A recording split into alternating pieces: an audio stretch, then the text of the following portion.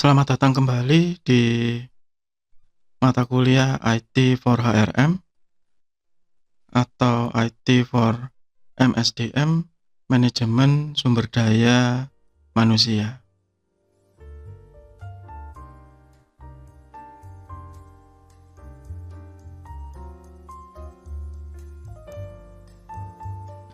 Kita masih ada di bab Securing Information System atau Security. Di bagian terakhir, bagi Anda yang belum melihat video sebelumnya, silahkan cek di playlist. Jadi di bagian pertama kita membahas tentang mengapa kok sistem informasi itu tidak sempurna.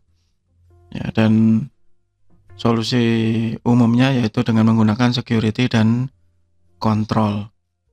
Kemudian di bagian kedua kita membahas tentang beberapa abuse yang secara teknikal, ada spoofing, phishing, DOS, hingga identity theft. Jika memang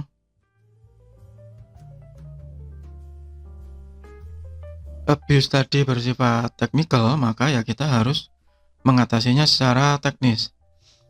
Tetapi di bagian ketiga, saya jelaskan tentang abuse yang disebabkan oleh human.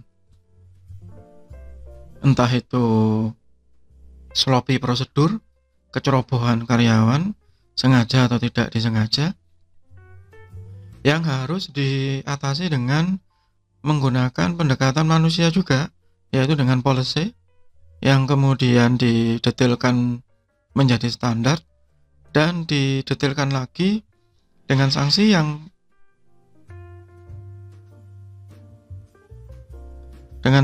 jelas, yaitu menggunakan guideline, prosedur, atau praktis.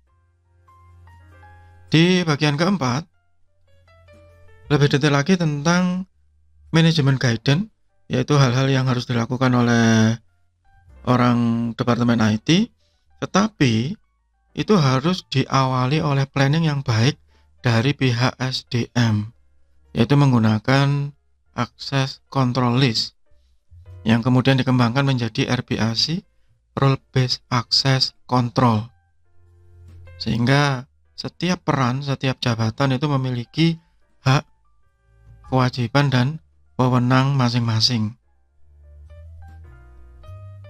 Ya, di bagian terakhir kita membahas tentang standar di IT.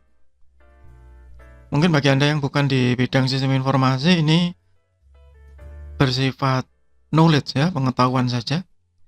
Jadi sebenarnya ada banyak. Ada yang standar ISO, itu kalau yang ya dalam tanda kutip level tinggi. Ada yang secara teknikal menggunakan National Institute of Standard and Technology dari DoD Amerika. Ini jarang sekali ya digunakan di Indonesia. Untuk yang standar ISO ini sudah diadaptasi oleh Kominfo, ya. Departemen Kominfo menggunakan peraturan Kominfo tahun 2016. Nanti kita akan bahas berikutnya. Kemudian ada lagi yang menggunakan satu segmen dari COVID-5, Control Objective for Information and Related Technology. Dua yang terakhir tidak saya bahas karena itu ada di ranah sistem informasi. Yang saya bahas sekarang adalah yang standar ISO yang diadaptasi oleh Indonesia dengan nama SMPI, Sistem Manajemen Pengamanan Informasi, yang tertuang di Peraturan Menteri Kominfo nomor 4 tahun 2016. SMPI ini menggunakan dasar dari ISO 27001 yang kemudian disesuaikan dengan kondisi di Indonesia, dan ada lembaga sertifikasinya khusus juga di Indonesia. Saya tidak akan menjelaskan detail tentang peraturan menteri ini, meskipun sudah lumayan lama, tapi faktanya ini belum dirubah ya, belum direvisi juga.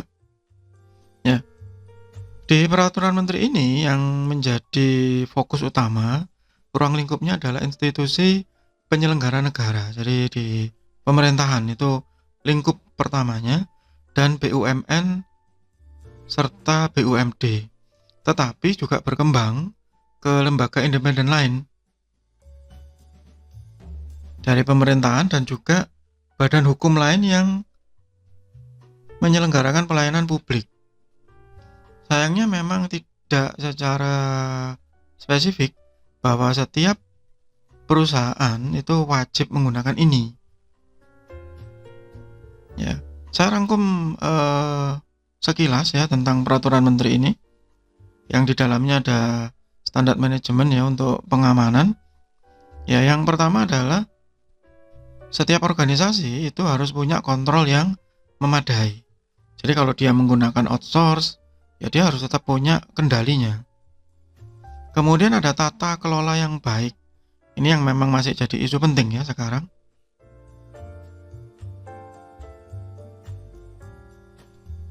Bahwa banyak perusahaan atau organisasi yang konon belum memiliki tata kelola yang baik, good corporate governance. Kemudian ada mekanismenya untuk mengukur keberhasilan kontrol pengamanan keamanan informasi. Dan ada review independen. Nah, review independen ini yang kemudian menjadi atau membentuk lembaga akreditasi khusus dengan syarat-syarat tertentu ya, yang independen dan berkala atau periodik. Kemudian meminimalkan risiko. Ya, bagi yang di bidang sistem informasi, ini kalau yang di perguruan tinggi ada mata kuliah khusus manajemen risiko khusus untuk sistem informasi. Jadi di dalamnya ada risk assessment, menakar risiko ya. Meningkatkan efektivitas dan keandalan pengamanan informasi. Nah, ini nanti ada kalau yang di standarnya. Dan ini merupakan bentuk kepatuhan khususnya untuk lembaga pemerintahan ya, BUMN juga, BUMD juga, bentuk kepatuhan terhadap regulasi, hukum, undang-undang. Yang pada saat video ini dibuat masih menjadi polemik ya, undang-undang tentang privasi, dan di dalamnya tercantum juga tentang keamanan informasi. Intinya bahwa informasi itu adalah aset yang penting yang memiliki aspek confidentiality atau kerahasiaan, integrity, dan availability. Dan nantinya isunya akan dibawa ke ranah good corporate governance. Ini merupakan pembahasan yang berbeda ya. Intinya bagi Anda yang bukan dari IT, bahwa tata kelola yang baik itu akan menjamin akuntabilitas dari satu organisasi atau perusahaan. Ya, tingkat keamanan informasi yang baik maka menyebabkan customer yang dilayani atau publik secara umum itu percaya terhadap organisasi atau perusahaan tersebut. Dan menurunkan nilai risiko. Ya, itu secara umum dari bab ini.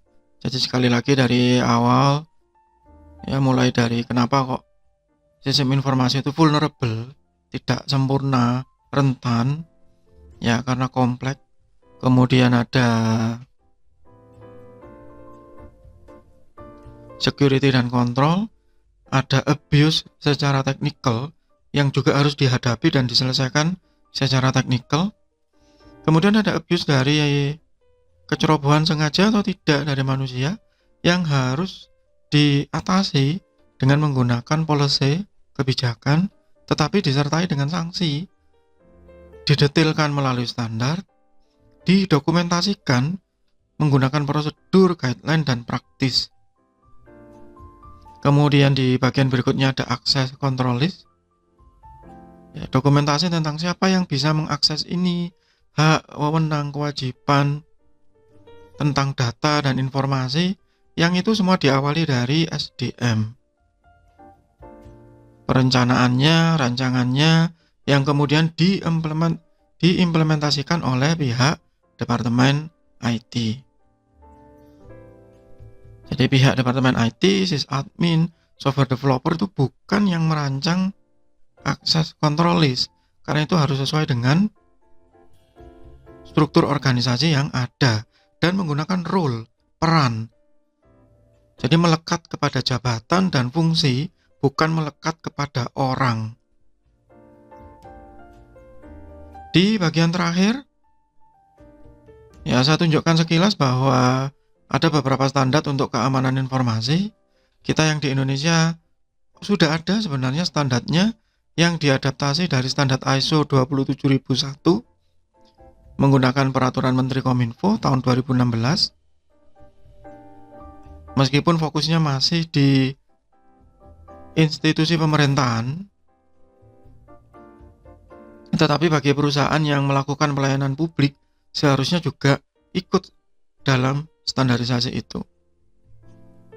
Dengan audit yang berkala, maka organisasi atau perusahaan itu seharusnya mampu menerapkan GCG atau Good Corporate Governance, ya, meningkatkan akuntabilitasnya, meningkatkan kepercayaan publik terhadap organisasi atau perusahaan tersebut.